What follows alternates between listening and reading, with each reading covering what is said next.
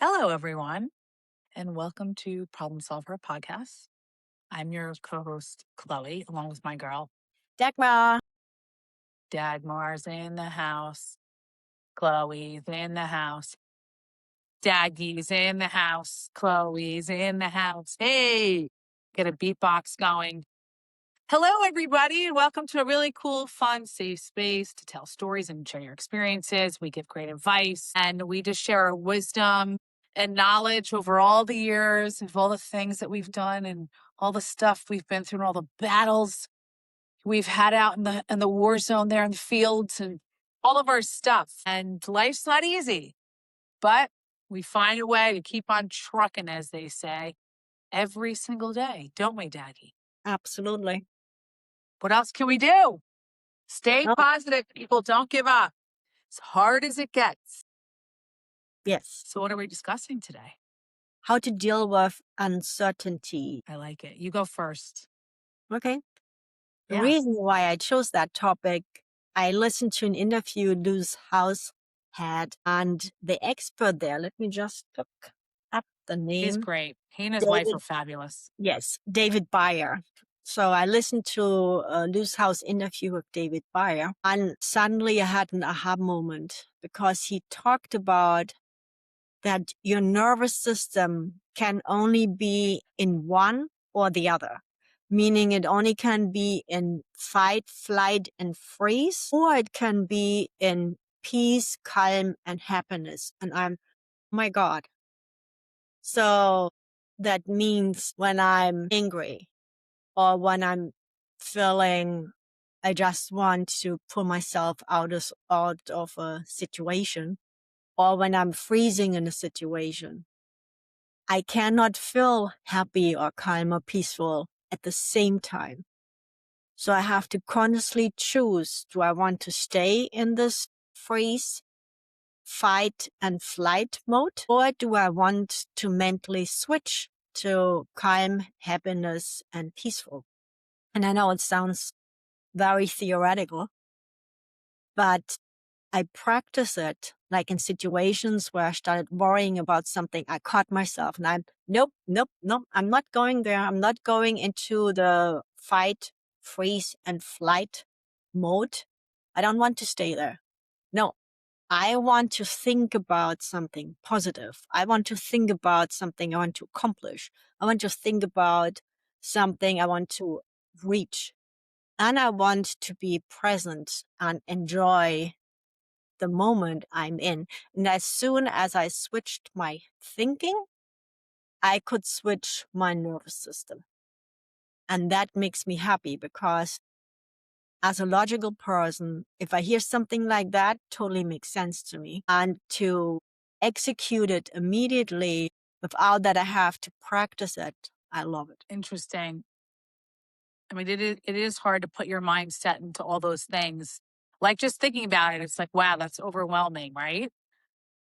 Can you give an example of how you use that so that people can maybe better understand the differences with those patterns in the fight or flight or feeling the peace, like how you used it recently, maybe? Yeah, like with the kitties, well, I started worrying about my kitties, about their health, what's coming, the meaning of it. And while I analyzed my thoughts about worrying about the kitties, I caught myself and thought, oh my God, I'm going into negativity.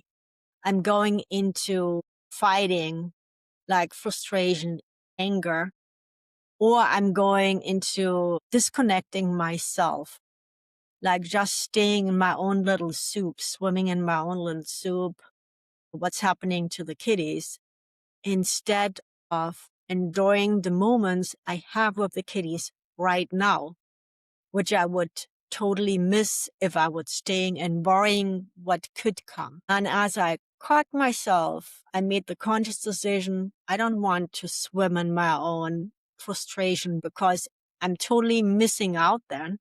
And then later, when something happens and the kitties are gone and they're over the rainbow bridge, then I wish I would still be with them and having these moments. So I consciously chose, no, I don't want to worry. I'm leaving this nervous system warrior mode. And I'm going into, my kitties. I love my kitties. I enjoy being with my kitties. And I could feel it on my body. And I can feel it in my facial expressions, how they are changing from more tense and tight to like relaxed and happy. That's a great example. And you reminded me of something when you told that story. At the end of the day, uncertainty is really the equivalent of the fear of the unknown, right? And just what you said about the kitties and worrying and all these things. I had the other day, someone had just said to me, "How old's your dog? Like 4 or 5?" And I was like, "Excuse me?" I was like, even the thought of him even getting to 5 got me like sad because he's only 2 right now. And then I ran into my other neighbor who lives in the building over, and I knew that she had a beautiful Bernedoodle that lived till 19. I mean, you could tell the dog was older also, and the way he was like walking on the street.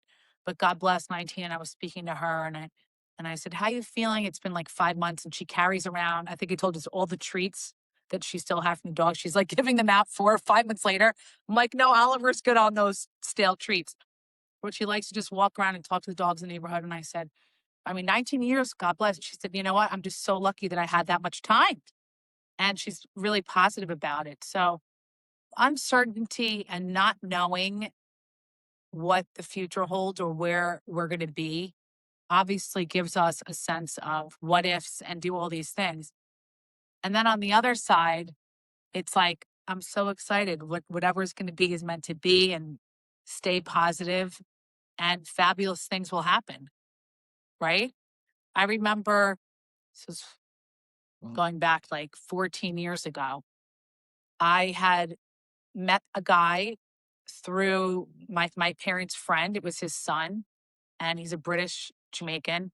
Met him in Jamaica, and we like had an instant connection. He was there for a month. We hung out like the whole time he was there, and then we started dating. And then we had only been together like 3 months, but he was living in London and I was living between New York and Jamaica. And someone had to move, and I always loved London. And I said, I'm going to give it a shot. And I only knew him for 3 months. Now, because our parents knew each other, it was different, right? My parents would have been like, "You're not going anywhere. We don't care how old you are. We will pin you to this, to the bed. You're going nowhere." But because there was this sense of certainty and like, families knowing each other. And then when I got there, as soon as I got there and I moved there, it was like there was so much uncertainty and it was a lot of scary unknowns. And I was smart enough to, in a short amount of time after only 6 months of being there, that I just knew this was not healthy for me. And uncertainty of what was I going to do and what was going to happen next. And was I moving back to Jamaica full time? Was I going back to New York to get a job? I just said, I have to do this. Only regret I have, and I still regret this, and I spoke about it with my friend, and I don't have a lot of regrets. Because I was so uncertain and I was, living with a little bit of fear, my friend that I visit every summer in London, she and her husband had just had a baby. They were living on High Street in Islington, such a fabulous neighborhood. And they were renting this flat, and it was in the back of High Street, and it had its own separate elevator, which is kind of rare, in London, period. It was just a quiet street. It was a big two-bedroom, two-bath flat, and it was rented, furnished. It was pretty modern. It was just, I loved the layout. It was just a nice place. And after she had the baby, I remember I called her and I said, "I know you just had a baby and I'm so sorry, but I have to get away from this guy. There's so much uncertainty right now. Can I stay with you a few nights? I'll help you with the baby. I'll be up with Rowan in the middle of the night. Like, just tell me what to do." And she's like, "Are you kidding me? We were close from New York in our 20s. And she didn't even have him until she was almost 40. And I stayed there for a few nights, and we talked about so many things, and her husband, and they were so helpful, and they just had a baby. And they were like, "You can stay with us." And I was like, I can't put that pressure on you guys. You just had a child. They're like, "No, you can help us. You're here. It's amazing. And we'll help you find a job." He worked in finance. He was at Deutsche Bank. She did, we met together working in PR in New York. So she's like, "I'll help you also, but I have to get a visa. And how am I going to stay?" And it was like, this unknown. And instead of me taking the leap, which I had done so many times in my life, I went back to Jamaica, and I wish I had kind of stayed there to see what potentially could have been. But I also felt strange because I had gone there to be with someone that I had broken up with. So it just didn't feel like the right moment to stay. Does that make sense? Yeah, I'm sure you missed your family. Oh, yeah, absolutely. And they did not like how far away I was because the flight from Jamaica, from Kingston to London is like 11 hours. So, to cross the Atlantic, I did, but it was more, I didn't want to stay because he was there. And it's not like I would have ran into him. It's like running into someone in New York City. It's pretty rare, right? But I did. I missed my family and I didn't have a proper visa where I had to work. And it was just, but I still to this day say, you know what, I should have. And I had other friends there and family friends. I could have probably made it work, but maybe just the timing wasn't right. Who knows? Did you ever feel uncertain in a Oh, in new? any job, yeah, of course. I mean, I ran the nonprofit, which I've talked about on here multiple times for a decade.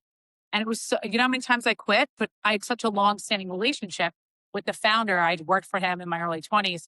I mean, I was quitting like every 4 months because it was such grueling work. And, you know, I was working 6 days a week, basically, running a nonprofit, having an event every week, doing our annual gala. Yes. And so I had so much uncertainty around it for a long time, but there were so many great benefits. And when you're giving back and you're in a nonprofit and you have all these initiatives that you believe in and you're helping people, there's that sense of worth and a lot of certainty. But on the other hand, it's like it's so stressful.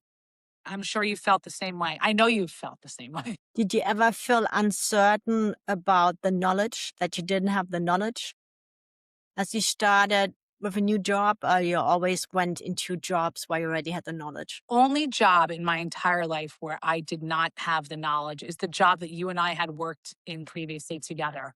Only because I do not have any background that includes technology or certain softwares or any kind of a SaaS company. So, in that sense, I had uncertainty only because I didn't know what to expect.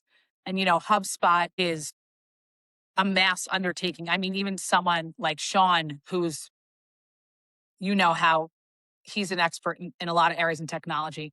And when he told me it took him a month to really understand the platform, I was like, oh, okay, that's going to take me a year, you know? And that uncertainty was overwhelming. However, I just did what I do best, which is high end sales, strategic partnerships. And I came in with that certainty and knowledge that I've had for years, which I'm very confident in, and forming really quick relationships. So I was really more client driven and building those relationships.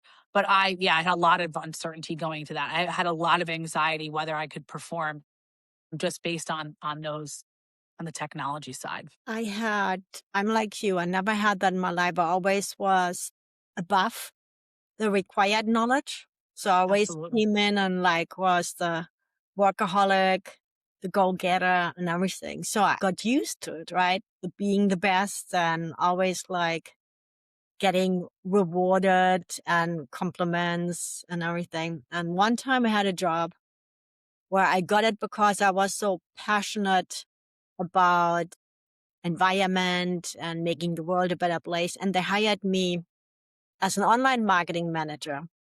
That's And at awesome. this point, a long, long, long time ago, I did not have the in-depth knowledge of it. And it was more like, educate yourself, you will figure it out.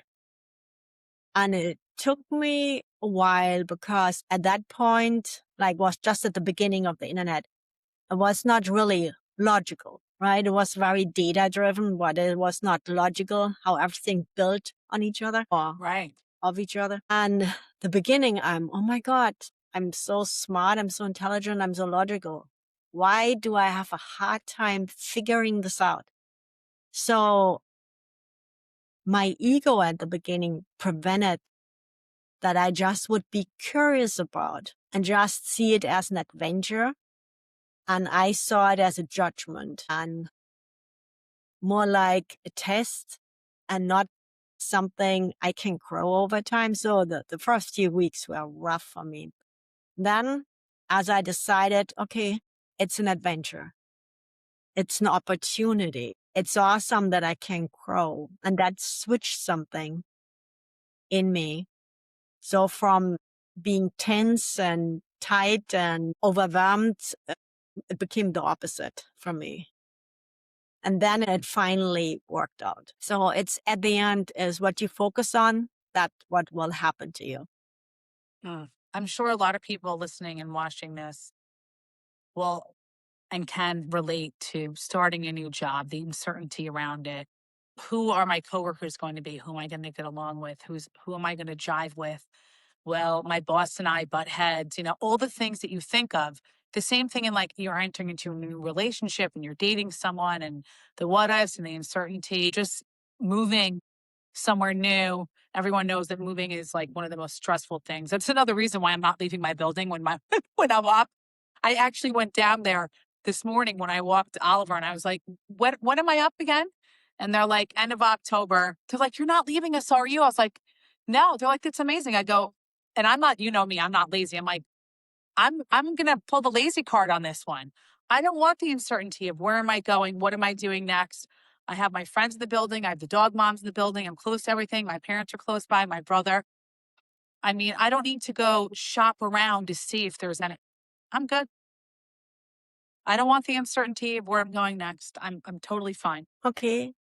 It sounds like you make this decision out of that you feel this is your home. So out of something positive and not out of fear. A comfort level. Yeah. If I really didn't like it and I was feeling negative energy being here or some kind of something that was bringing me down, or I would leave. I mean, I have to have peace in my home wherever I'm living. And I do have that here. And it is, when you live in a community building, that's what they call all these now, Dagmar, high-end community living. And you have 400 units. There are going to be different people that do different things. Some people might like the music really loud. Some people work late hours. There's a lot of doctors and nurses in this building because there's 2 hospitals nearby and pilots. And the doors in our apartments are very heavy and they're very strong and they're very solid. So when it shuts, even like slightly, it can wake you up in the middle of the night when someone gets home. But for the most part, my floor is in a really good position right now. It's very quiet. And I feel that it's a respected floor in terms of that, people try to acknowledge that they live in a community, which is important to me because I don't want to be around. I don't want that uncertainty waking up in the middle of the night and hearing people. And I had old neighbors that used to do that and they're no longer in the building. So that worked out. What about you? You're obviously happy in your house. I'm happy in my house. And after I learning that from news house guests about the nervous system and that I can choose in what state of the nervous system I can be in, because I'm naturally a worrier. I can worry about everything. I'm practicing for anything in my life, if it's with the kids, if it's with work, with my clients, with my projects, that I want to be in a state of balanced, calm, and love nervous system. And whenever I catch myself going in the other direction, I'm stopping myself now because I want to accomplish things. I want to move forward. I want to build things. And I recognize when I'm in my freeze, flight, and fight mode, I'm not accomplishing anything. Like I could talk endlessly just about how I'm feeling, how bad it is, and what I'm worried about. But then what's the result? Nothing. And you don't feel better after that either. So for me personally, it's much better to stop myself, and not that I turn it off, but I just disconnect it. Perhaps I come back later, but I disconnected. And instead of that, I focused on what I can do, what I can accomplish, and being in the moment and being grateful and thankful for what I have. That's amazing. I love that. I love that you can acknowledge it and that you're so self-aware. And I'm like you, I can be a worrier as well. And we have to turn the tape off in our head. We have to go, no, not today. And I find myself going, no, I woke up last night in the middle of the night to go to the bathroom because I drank too much water at night. And my mind was like, there was too many things going on. There was like someone pressed play and it was like all happening at once. And I'm like, nope, not doing this, not interested. calmed my body back down, and went back to sleep. And I think that that's my takeaway, actually, is that the best way to handle uncertainty is to give yourself some certainty and to calm the mind. And like you said, you're just not allowing it. You switch it, switch the tape, stay positive, and really surround yourself with a lot of really good positive energy and love and peace. Peace equals certainty. Yeah. My takeaway is that dealing or coping with uncertainty doesn't mean it's not there. Like, life is uncertain. We don't know what happens in the next minute. But it doesn't mean that we allow uncertainty to lead us or to dictate what we are thinking or doing. We are in power of our brain and our actions, and using that power to consciously choose in what state of nervous system I want to be in, and focusing on the outcome is really what works well for me. That's beautiful. People use the power within. I love that. We love you. We hear you. We see you. Please follow us on the socials. We're on Problem Solver on YouTube. We are on Instagram and the Chutzpah Girl on TikTok, and our website. Write us on ProblemSolvHer.com. Thanks, everybody. Thank you. Ciao for now. Just a quick note before we end. This conversation is for inspiration and empowerment only.